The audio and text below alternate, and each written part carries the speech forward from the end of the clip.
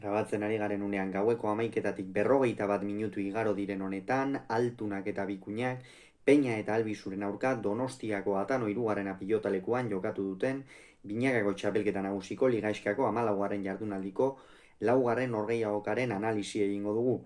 Altuna eta Bikuña ziren favorito, baina pronostikoak amilduta erabat hautsita,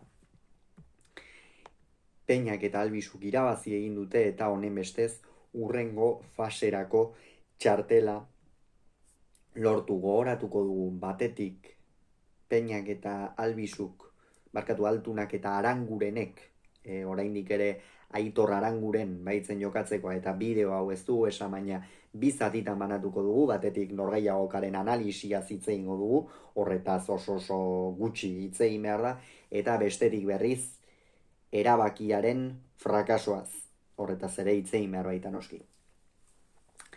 Jaka eta Imazen aurka esan bezala Altunak eta Arangurenek galdu egin zuten seguran joan den astean, eta Peñak eta Albizuk berriz irabazi egin zieten norgehiagoka erabakigarrian Elordi eta Zabaletari 22-14 emaitzarekin. Honen bestez, gaurko norgehiagoka klasikoa zen, ilala bizikoa, irabazten zuenak playoffak jokatuko zituen eta galtzaileak berriz agur esan beharko zion txapelketari, eta 22-4 irabazi dute Peñak eta Albizuk. Lehen da biziko tantotik oso nagusi izan dira.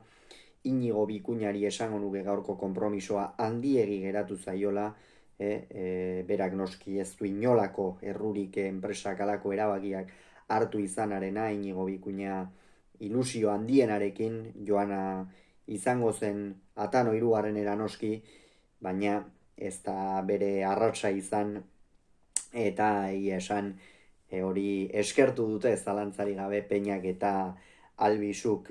Jonander hasieratik oso erregular ikusi dugu, batez ere atzeko kuadroetan nagusi, pilota asko errebote inguruan, eta 12-1 aurreratu dira. Hor Inigo Bikuña oso galtzaile ikusi dugu, deseroso, Peña sakearekin asmatzen, txapelketaren amaiera honetan Peñaren sakea ere oso garrantzitsua izan da, sakatzaile handia da, azpitikan sakatzen du eta horrek eraginkortasun handia ematen dio zalantzari gabe, eta gaurkoan gainera kolpe lutzeko Peña bat ikusi dugu. Beste batzuetan Jokin Altunaren aurka jokatu izan duenean bekatu handi xamarra egin izan du Jonander Peñak, batez ere Jokini aurrean jokatzen, tikitaka horretan sartuz, baina gaurkoan ez. Gaurkoan oso garbi zuten estrategia Peñak eta Albizuk, atzean bilatu behar zuten eta Jokina ahalik eta gehiena ekidin, eta alaxe egin dute. Gainera Altunak ere partida hasiera kaskarra izan du, eta bigarren etenaldira 18-2 iritsi dira. Oso kontrolpean zeukaten partida, oso ongi jokatzen ari ziren Peña eta Albizu, Jonander gainera aurrean tantoak bukatzen, Albizu behar bada txapelketako norgehiagokarik onenetako bat burutzen, eta Altuna eta Bikuña da amilduta zeuden. Azkenerako 4 egin dituzte, Jokine gainera hormabiko ikuskarri bat egin du, laugarren kuadrotik ilala bizi, txundigarria izan da, Atano hirugarrenako zale guztiak erabat zutik jarri dituena, baina ez du ezertarako balio izan. Gerora Peñak eta Albizuko 22 ere egin baitute, eta honen bestez playoffetan izango dira gipuzkoarrak. Peña eta Albizu kasu honetan inork euren alde egiten ez zuenean, Eta zer esan enpresaren erabaki honetaz. Lengoan grabatu genuen bideoa, hor da iritzia emana dago, Aitor Aranguren azken jardunaldian kendu izanaren inguruan, baina zalantzari gabe gaurkoan enpresak agerian eta lotsagarri geratu dira. Kasu honetan, Aspe enpresa erantzuleek jakingo dute, eurak nortzuk diren, zein bidetatik doazen, baina esperantza pizten digun gauza bakarra pilota zale hoi eta pilota jarraitzen dugun hoi, Jonander Peñaren adierazpenak izan dira, ez? Azkenean Peñak partida amaitzean noski poz handiz bere adierazpenak egin ditu, EITB-ko mikrofonoen aurrean, bertan esan du, amaieran animoak bidali nahi zizkiola Aitor Arangureni, lagun eta enpresakide duenari, eta pilotariek errespetua merezi dutela. Eta nik uste errespetua denaren gainetik dagoela, eta enpresak, kasu honetan Aspek, gainera utzita eraman duen pilotari batekin, ez duela inondik inora ere errespetuz jokatu.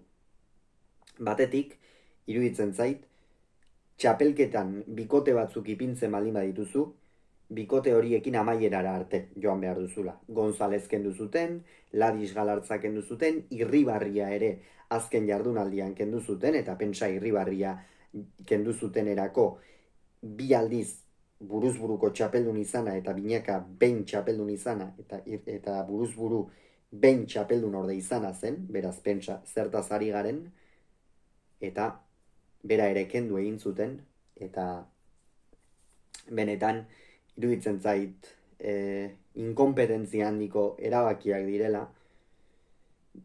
Esan bezala, hor erantzuleak direnek jakingo dute, buruari bueltak emango dizkiote edo ez, hori da euren erabakia da, euren enpresa da, eta eurek hartzen dituzte erabakiak, baina pilotariak ezeren gainetik pertsonak dira, eta pertsonak bezala tratatzea ez litzake gaizki egongo. Eta Altuna eta Aranguren azken jardunaldira aukerekin iritsi dira, gaur partida garrantzitsua zuten, lehen itzulian irabazi egin zieten Peña eta Albisuri, eta azken jardunaldi honetan, txapelketa osoan zehar, mantendu eta gero, azken jardunaldian kendu dute Aitor Aranguren erabaki tekniko batengatik. Zer pentsatu behar du Arangurenek orain? Bikuña sartu dute. Aurrekoan Altunarekin partida handia egin zuen Bikuña, horretan ez dago zalantzarik. Baina koherentzia pixka bat. Gaurkoan Bikuñari, eta gauzak diren bezala esan behar dira, handi geratu zaio konpromezu. Presio handiarekin joan da, normala den moduan, geratu den aste artean hartu zen erabakia, eta aste artetik testu ingurua zurrunbilo handia eragin du. Altunak bere gain hartu du ardura eta Inigo Bikuña defenditu du, hori ere aipatzekoa iruditzen zait, baina enpresen norabidea aspaldian iruditzen zait okerra dela, eta Aspek oraingoan egin duena lotsagarria, eta egin batean gertatu denaren ostean agerian geratu ziren jada Aranguren kenduz azken jardunaldian, baina hemen are gehiago geratu dira agerian. Hauxe beraz, esan beharrekoa, bihar bai B-serieko ligaiskaren inguruan eta lehen mailako ligaiskaren inguruan hitz egingo dugu, luze eta zabal, bitartean ongi izan, agur.